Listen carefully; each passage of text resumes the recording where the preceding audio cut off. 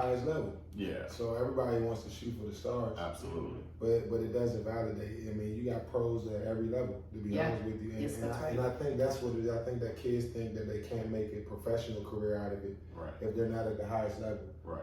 But it's still a cutthroat, I guess you could say, chance, regardless, no matter what sport you're playing, to become a pro. Absolutely. So if you're a Division III or Division II athlete, I mean, Division IIIs don't give scholarships, but Division II and Division I, low Division Is, if you're getting your education paid for, that's the first win. That's the key. You get what I'm saying? And then you build off of that, because the culture and the work ethic, like we've been speaking about the whole time, that's what's going to get you there. That's right. Because you still get a workout, you'll still get a tryout, you'll still get an opportunity if you're doing everything you're supposed to do. So it's been, because I'm one of those guys. I played Division I and Division II. I played junior college too. So me too. So I was one of those guys that, I came up in the DC area, and it's a lot of dudes I grew up with. I mean, literally my entire circle. That's half of them still in the NBA right now. And it's like I made some choices. I had to take a different route, and when I took a different route, I was starting to second guess myself. So I went to prep school first. I'm in prep school. I leave prep school, I go to Missouri. It didn't work out in Missouri. I had to go to JUCO. And I mean, it's for a bunch of different reasons. That's why I tell everybody, when you're a young person on this journey, if you are focused and locked in, it's easier for you to stay on the straight and narrow. For me, I was still trying to find myself. So I would go places and I would find myself, like you said, hanging around the wrong people, doing the wrong things, not embodying the successful culture. So it made me bounce around a little bit. But once I found my niche and once I finally found myself, everything started to work out for me. And that didn't happen until I was like 21, so you've been from 18 to 21, you got 3 years of trial and error. And for a lot of younger athletes, they may give up or quit in that journey. And then one of the statistics that's kind of crazy when dealing with girls, because I train a lot of women as well, right? So girls basketball, and I talk to Jada and all of them about this all the time. A lot of young female athletes that play basketball, from little kids all the way up to their senior high school, they'll quit and stop playing by the time they're freshmen in college because it's a job. So it's no longer just fun. That means they don't love it. Right? So but it's different because in high school, right? It's not their dream or their goal. It's not their purpose. They don't all have that drive, so they just play just to play. And then you get to college and your coach controls your life from 6 in the morning to 7 p.m. And sometimes later. You know what I mean? I have a question, BK, because I know Latanis, Ben did a lot of the training for Chance in the beginning, being in the gym, making his shot the way that it is, and then same thing with Jaden, and you'll talk more about that, training him. And then for myself and probably you, Milka, we were more like the drivers, take you here before they could start doing this on their own. So what, as a trainer, if you see a kid that says, oh, BK, I don't want to come in today because I want to go to the beach. Because our kids have missed so many vacations, spring days, and things like that. But what is the rigor? It's the same thing that I used to hear all the time in corporate America. I tell them it's got to be work-life balance. So I still want you to be a kid. I still want you to work, but every pro, the people that's getting paid for this, they putting 4 to 6 hours in a day. So we gotta find time. Monday through Sunday, or Monday through Saturday, and then they use a day of recovery. But it's one of those things where it's like, okay, London, you want to go to the beach? Well, let's work out at 6 in the morning. I'll get up. I'll get up if you get up. You know what I mean? So we get done at the end of I work out by 10 o'clock. Now you got the whole day. You weren't gonna leave the house till 10:30, 11 o'clock anyway. So those kids that really, really want it, and that was something that I saw. I remember when I first started training London Jones, a lot of people would be like, yeah, she's dope. She don't really like to work all that much though. And I'm like, what? Like, she had been working with Brian Hooks her whole life, and then she worked with me. But her senior year, we were at Centennial High School at 6 o'clock in the morning, almost the entire season.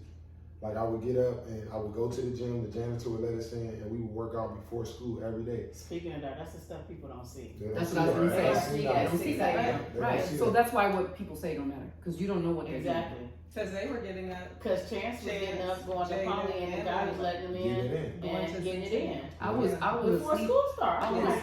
I was sleeping in my room one time, and our bedroom is right up here, and I kept hearing this noise, and I was like, what is that? I thought it was like a rat in the vents. It was like, I was like, there's something in the vents. And I was like, There it is again. And so I was like, wake me up. Lamar, there's something in the vents. And he was looking and he looked, I was like, it's your son jumping rope outside. And it was like 5:30 in the morning. Right. And I was like, I didn't even know my son was doing that. Right. So yeah, even we didn't know what is he locked in. Absolutely. Okay, so go ahead. Well, that's You one of the get kids reasons. who call you right when practice starts. Those are the kids that don't want it. Right, but Come on now. I do my training on Saturdays. And the reason why I pick Saturdays, I'm coaching during the week, but the reason why I pick Saturdays is because I used to tell my son, we're gonna train on Saturdays, is this is the time that you catch dudes that don't want to train. Because he was training during the week in school. Yeah, in the so morning and night. Yeah. you train with your high school, whatnot, but the additional work, let's get it in. And we did additional work on weekdays as well, but on Saturdays, I'm like, Jay, this is when you really find out who's want to train and who doesn't. And it would be times out there that we would be by ourselves.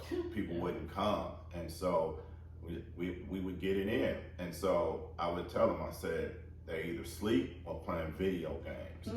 And this is where we're going to catch them. That's a fact. And that's what we were doing. We were catching them. And I mean, I've been doing this training for 15 plus years, and it's the same thing. Like, you could tell the dudes that struggle to get up on Saturdays because it's not necessary for them. And the difference in the mindset, the difference in the mindset is those dudes that want it, it's necessary. It's necessary and I can't miss. Regardless if I'm up till 2 o'clock in the morning playing videos, I'm gonna be up and at my training. And so that's the thing that I want to express to parents, like, get your kids up. Like, it's a lot of parents that are okay with them sleeping in and not going. Because they feel like they're being too hard on them. Right. And so when you talk about getting to D1, these are the things that's not happening. When you're saying, well, let him get his rest and maybe next week. I got a kid right now. That a buddy of mine that was a D1 track hurdler. His brother ran in the Olympics, so they are high level hurdlers. And he referred a kid that's playing football out this way, and he said, Mickey, get you right. This dude been texting me for 3 weeks, and I haven't seen him yet. And so this is the stuff that I'm talking about. And so when he texts me, I gotta recover. I'm trying to recover. We did 7-on-7.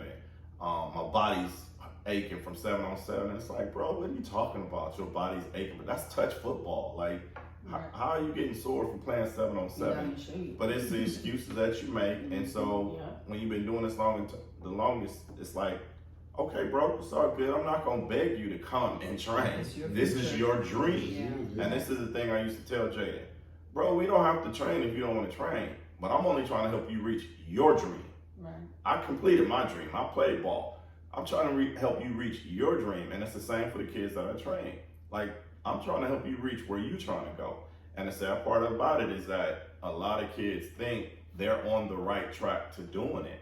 And in football, the right track is often, you can look at the numbers, okay? So when I'm talking to kids that want to go D1, like I just talked to some of my defensive backs at a high school, and I said, tell me your dream school. And they told me their dream schools. And internally, it's like, you got to do what you got to do to get to those schools. You can't name a Georgia and can't bench press 225. Like, if you're a DB and want to go to Georgia, you better be doing 225, 10 to 15 times. I mean, that's what Georgia DBs are doing. The benchmark. Yeah, so you gotta go with the benchmark. So for my son, I said minimum 4 or 5. You gotta bench press 225 at least 10 times. You gotta have a vertical jump at least 37 inches, and you gotta have great film. And I want you to have over a 3.5 GPA. That will open doors that a 2.5 won't open. So I have a question. So you gave Jaden benchmark. Absolutely. So that's the path to get there. So Right. once he gets to Notre Dame where he is, does all of that stop? Or what's the mentality for an athlete that gets a D1 scholarship when they get to their school? What do they do? What changes? Have they What arrived? increases? They haven't. Just like he said, it becomes business there. It's business. He already What does that mean, though? What does that mean? What does that Explain mean? that. He set the blueprint. Right. So what Dad did for Jaden was set the blueprint. Right. It's like this is the basis of what it's got to be just to get there. Just to get now when you get there, they're gonna turn it up a few notches, but you already wired. You already understand. Right. Just like Chance, like it's funny. I talk to Chance roughly once a week now since he's gone to college.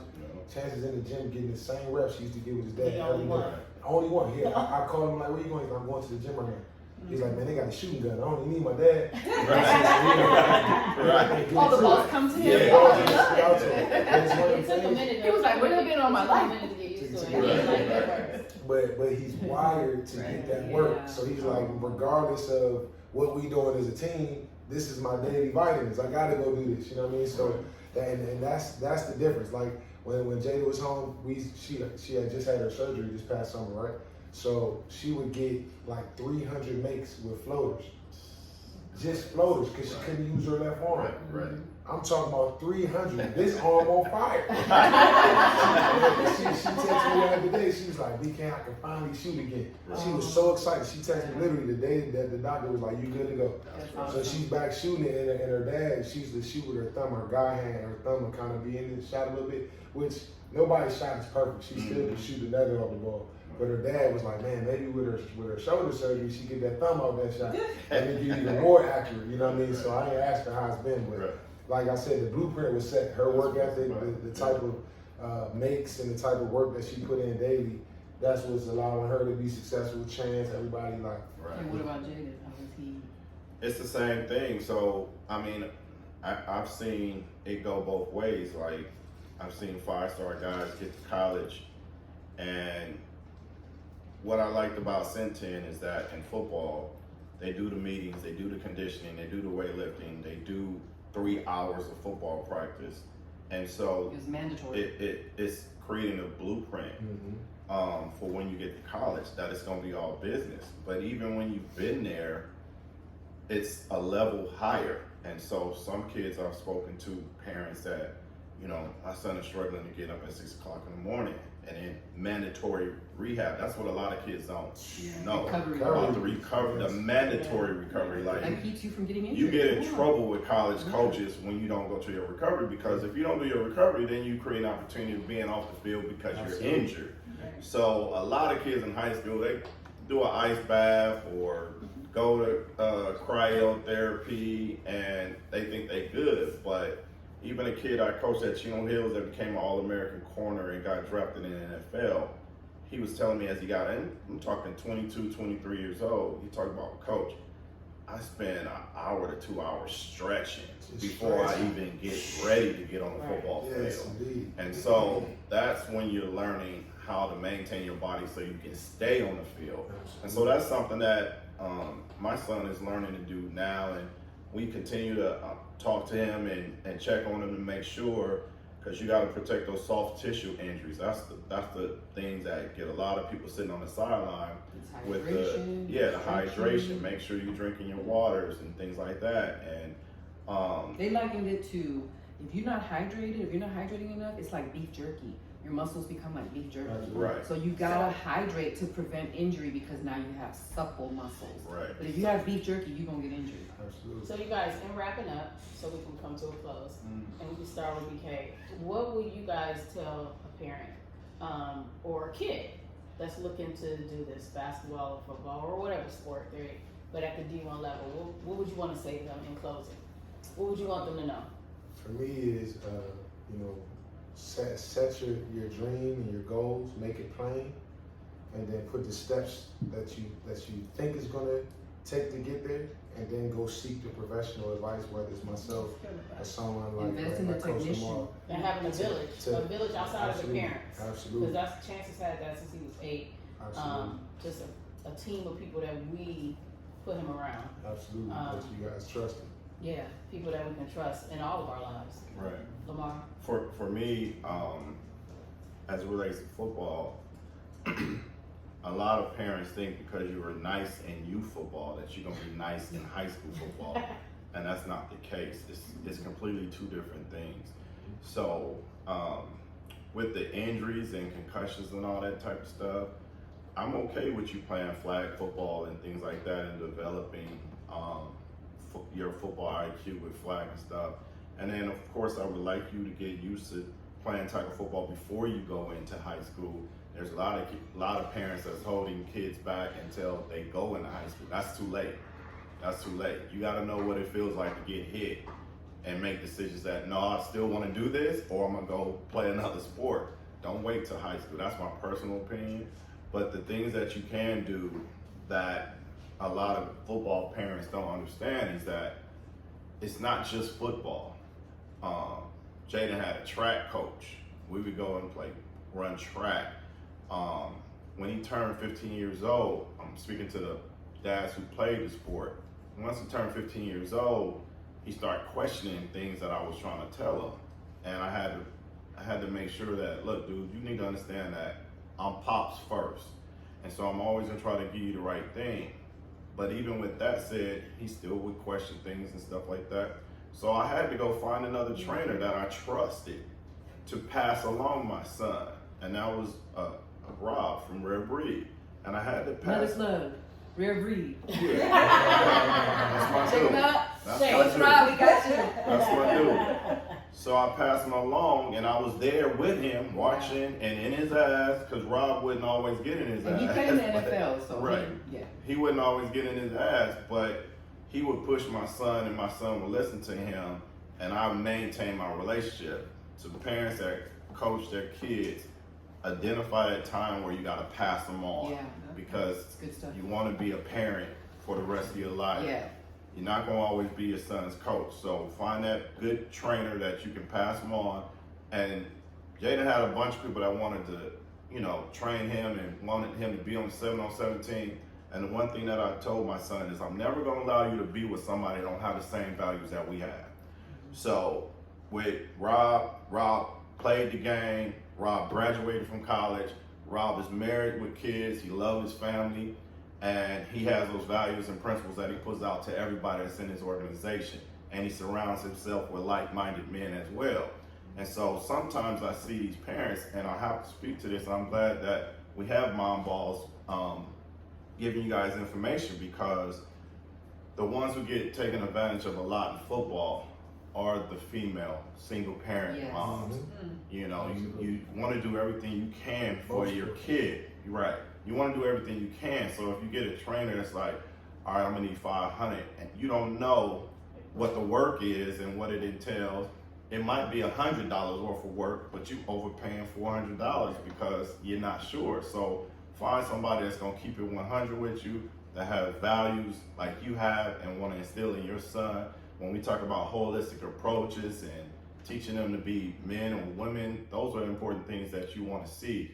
It's like a handoff from your household. You want the same things that's being done in your household to be handed off to your kids at their training facility or wherever it is. Yeah. And so that's what it's like for us. That's what we wanted, and it's paid off. And we continue to have those like-minded people mentoring him even when he's gone to college. So this can't be the end. I mean, we have to have you guys back. We do. This was crazy. You guys have so much more to give, and we know it, we can hear it. Yeah. And we're so grateful that you guys were here, because we know that our viewers, some of the kids, and some of the single moms, like, Oh they my don't God, I know didn't what even to think do. about that. I was like, that's Yeah. a whole other topic. Yeah. None of us had to deal with that, but Yeah. just what they would have to go through. Yeah, Are and they knowing making the right decisions? knowing the right decisions Oh my to make. goodness. And knowing also single moms, like sometimes you gotta cut the umbilical cord. I'm just saying. I had to tell a mom that at college. Michaela was like, Mom. I was like, no, he's in college. He's a man. Like, cut the umbilical cord. Yeah. Like, he got to figure it out on his own now. So So you guys, we're excited to thank you guys. Thank you so much, much. BK and Lamar, Yep. for coming. Yep, that was episode 7. Mom Ballz. That's a wrap. Somebody want to buy us?